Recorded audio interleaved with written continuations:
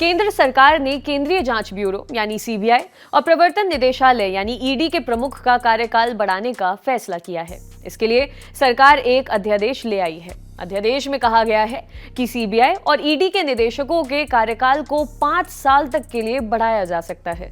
अध्यादेश के अनुसार 2 साल का कार्यकाल पूरा होने के बाद इन शीर्ष एजेंसियों के प्रमुखों के कार्यकाल को 1+1+1 के आधार पर बढ़ाया जा सकता है। इन अध्यादेश में कहा गया है कि पहले सीबीआई और ईडी के डायरेक्टरों की नियुक्ति 2 साल के लिए होती थी।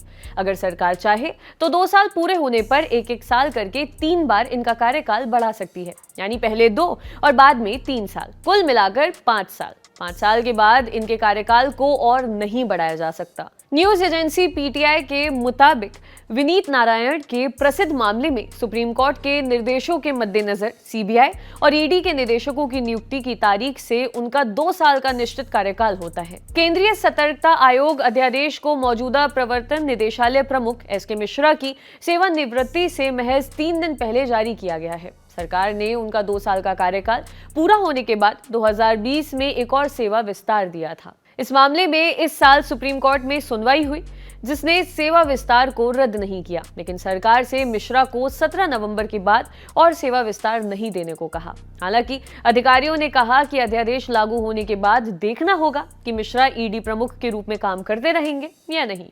राष्ट्रपति रामनाथ कोविंद द्वारा जारी अध्यादेश में कहा गया है, बशर्ते जिस अवधि के लिए प्रवर्तन निदेशालय के निदेशक अपनी प्रारंभिक नियुक्ति पर पद धारण करते हैं, उसे सार्वजनिक हित में खंड ए के तहत सीमित की सिफारिश पर और लिखित रूप में दर्ज किए जाने वाले कारणों के लिए एक बार में 1 वर्ष तक बढ़ाया जा सकता है।